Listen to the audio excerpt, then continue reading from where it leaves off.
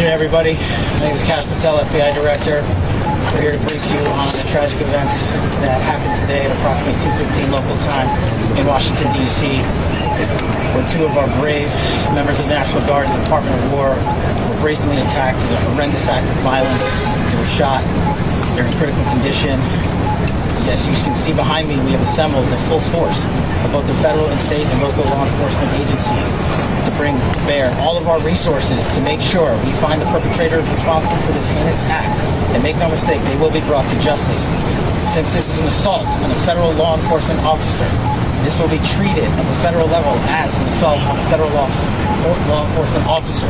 The FBI will lead out on that mission with our interagency partners, to include the Department of Homeland Security, Secret Service, ATF, DEA, and we're thankful for the mayor's assistance in this matter, the Metropolitan Police Department and their skills in investigating homicides and gun shootings in this city is exceptional. We will work together collaboratively because this is a matter of national security, because this is a matter of pride. President Trump has been informed. We've been in contact with the White House. We will shortchange the American public with no resources to make sure we find and safeguard our nation's capital right here in Washington, D.C., and bring anyone responsible for this heinous act of violence to justice. I would lastly like to add to the American public and the world, please send your prayers to those brave warriors who are in critical condition and their families. They are here serving our country. They are here protecting everyday Americans and citizens around the world in our nation's capital. They are the heroes of this day, and we must remember them on this day and every day, and their families and the sacrifice they have made. I will now turn it over to Chief Carroll of the Metropolitan Police Department. Thank you. Good afternoon, everyone. My name is Jeff Carroll. I'm the Executive Assistant Chief here at the Metropolitan Police Department. At approximately 2:15 this afternoon, members of the D.C. National Guard were on high visibility patrols in the area of 17th and High Street Northwest, when a suspect came around the corner, raised his arm with a firearm, and discharged at the National Guard members. The National Guard members or other members that were in the area, they were able to, after some back and forth, able to subdue the individual and bring him into custody. Within moments, members of law enforcement in the area were also able to assist and bring that individual into custody. At this time, as the director mentioned, the National Guard members are being treated at a local hospital.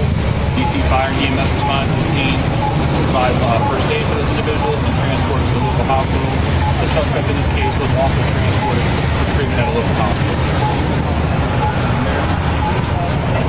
I'm Muriel Bowser. I'm the mayor of Washington, D.C., and I, too, want to send my thoughts and prayers to the families of the Guardsmen and to the Guardsmen who are in critical condition in a local hospital. I am joined by members and leadership from the D.C. National Guard, from the West Virginia National Guard, United States Secret Service, Deputy Mayor Pia, Fire Chief Donnelly, and Metro's General Manager Randy Clark, and we join with the FBI Director in ensuring that MPD investigates, the U.S. Attorney prosecutes this case to the fullest extent of the law. I've had the opportunity to brief U.S. Attorney General Pam Bondi, who was speaking to the President when I called, as well as the United States Attorney Pirro, who assured me that this case will have her office's complete attention. Mayor, was there any other suspect? Chief. Sure. So no, at this time, there's no indication that there was any other suspect. The one suspect that was involved in this incident, they were shot during the interaction, and they were transported to the hospital for treatment. Mayor, does this validate the need for the National Guard here in D.C.? What we know, Andrea, is that this is a targeted shooting. One individual who appeared to target these Guardsmen, that individual has been taken into custody. Mayor, can you tell us about more details on the condition of the two National Guardsmen and whether or not anyone else was injured? And a quick question follow-up for the FBI Director. You said that we'll make sure we find the perpetrators for this act. So just to clarify, the person believed to be responsible is in custody and there are no other suspects. Sure, so I can start out. Again, Chief Carroll from MPD. So both the individuals, the guard members, they are in critical condition at a local hospital at this time being treated. At this point, we have no other suspects. We have reviewed video from the area. It appears, like I said, to be a lone gunman that raised a firearm and ambushed these members of the National Guard, and he was quickly taken into custody by other National Guard members and law enforcement. Can you tell us about a motive? No, at this time, obviously, we're very in the preliminary stages of investigation. There's a lot of things, a lot of agents that are here from various federal agencies, law enforcement agencies. We have the full power of the FBI and our federal partners here in the task force. So we're looking at all those different aspects. Were the National Guardsmen armed, sir? The National Guardsmen that were shot, I'm told they were armed. Did they get off shots? At this time, that's part of the preliminary investigation. We know who shot the suspect. Sure. So how the suspect was apprehended, as I said, the individual, the suspect came around the corner. He immediately started firing a firearm at the two National Guard members. So at that time, there were other National Guard members that were in the area. They heard the gunfire. They actually were able to intervene and to kind of hold down the suspect after he had been shot on the ground until law enforcement got there within moments. And he was shot by a National Guardsman? At this point, we're still investigating exactly who shot that individual. It's not clear at this time. Were there DC policemen in the area? We don't know what kind of weapon. There was DC police that happened right in front of the Metro, although there was no indication that the perpetrator was on the Metro. So there's Metro Transit Police in the area, and obviously being on 17th Street by the White House, Uniformed Division Secret Service were in the immediate area as Do you know what well. kind of weapon the alleged perpetrator used?